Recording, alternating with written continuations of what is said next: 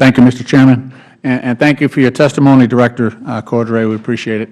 And I do want to support my colleague, Mr. Capuano's concern about the language surrounding three-deckers. There's an old story.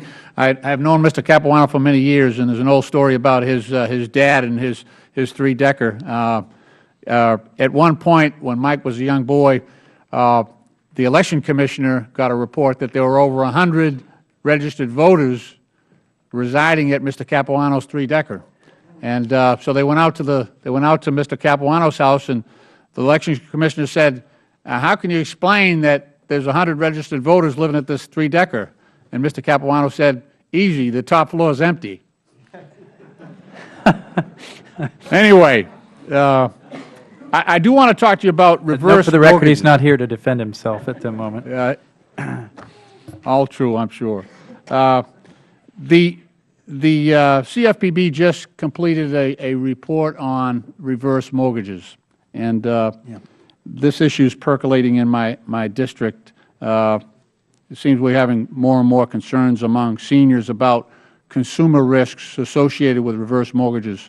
Now, I know there's been some outreach, but it seems to be sort of hit and miss depending on neighborhood, at least in my district. How is CFPB going out and communicating the risks that might be present in some of these reverse mortgages, especially, we're talking about an older, an elderly, in many cases, elderly community, people that are less sophisticated in many cases. This is their whole life savings wrapped up in their homes, and you've got a lot of very, I would say, slick advertisements on TV, and in some cases misinformation. What are we doing at CFPB to sort of counteract that? Okay.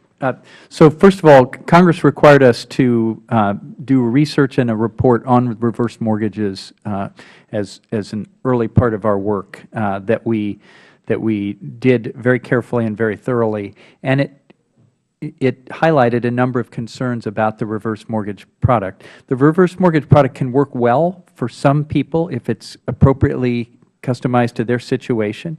It means they can stay in their home the rest of their life free from worry, but there's a lot of complexities around the product, particularly if it's only one spouse on the mortgage rather than both, and when they think that that's going to be the case.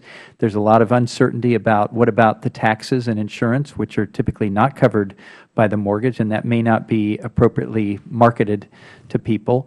So we pointed out a number of issues and worked with HUD in terms of various revisions that have been made to the reverse mortgage product that they put out. Secondly, on the advertising, I see when I'm on the road and in the hotel late at night on the TV all of these ads, and concerns me. Some of what's being represented doesn't seem to be accurate, or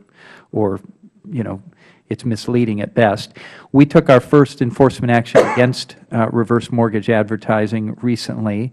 We will consider doing more in that area. It needs to be cleaned up. I mean, this is, as you say, some of it is pretty slick and pretty glib, and if it's misleading people into a product, that's a concern. So we share the concern. We've done, as I say, a fair amount of research in the area, and we have various things that we want to make sure are not harming consumers. I appreciate that. Just a couple of thoughts. One is one of my constituents had a provision in their reverse mortgage that if they vacated the home for any reason in a long-term hospital stay, that would trigger the dissolution, and person would basically lose their home if they couldn't come back. So that was a problem, and it wasn't clearly articulated.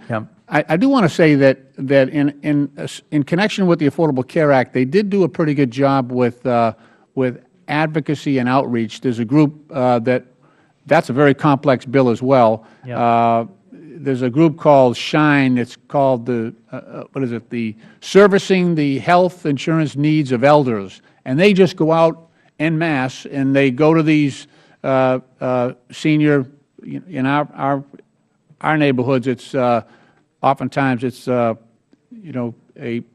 just a neighborhood group that's centered on seniors, but they go out and they'll explain that, and word gets out so that these people have the ability to defend themselves. I'm not sure if you're equipped to do that type of advocacy and education, but I think it's needed in this area. I don't think we have a lot of people to do it, but we have an Office of Older Americans that strategizes this space and how to work with partners around the country. And Yeah, the Council on Aging is also a very effective group. Yes, that's All right. true. Thank you.